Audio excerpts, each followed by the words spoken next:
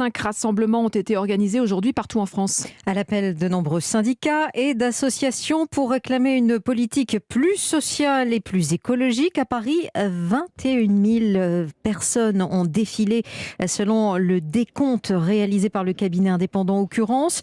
La CGT de son côté revendique 50 000 participants. Arthur Pereira, vous suivez cette manifestation parisienne pour Europe 1 et c'est une population assez éclectique qui s'est rassemblée à Paris. Oui Sophie, effectivement, parmi eux des syndicalistes, des gilets jaunes, des politiques à l'image de Jean-Luc Mélenchon, mais aussi des étudiants. Erwan a 19 ans, militant écologiste. La fête du travail, c'est tout un symbole pour lui.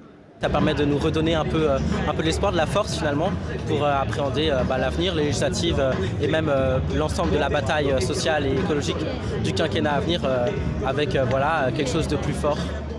Daniel, lui, est en tête du cortège, chante la 3e internationale et agite son drapeau rouge de la CGT. L'employé des finances publiques réclame plus de justice sociale. Je suis là pour mettre la pression le 1er mai pour une augmentation générale des salaires et notamment celle des fonctionnaires. Les thèmes de la retraite ou de la santé étaient aussi souvent abordés par les manifestants que j'ai pu croiser. Tous étaient unanimes. Aujourd'hui, ils célébraient la fête du travail, mais c'était aussi une manière de faire entendre leur voix. Et Arthur, en marge des défilés, des violences ont éclaté avec les forces de l'ordre.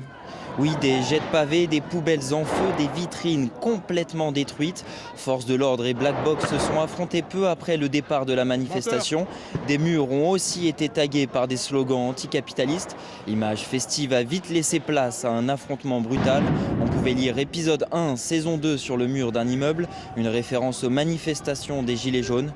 J'ai pu voir aussi certains commerçants baisser leurs rideaux pour protéger leur établissement. Certains manifestants se sont exfiltrés par des ruelles avoisinantes. Et actuellement, le calme semble être revenu. Les forces de l'ordre quittent progressivement les abords de la place de la Nation. Arthur Pereira dans la manifestation parisienne pour Europe 1. Au moins 45 personnes ont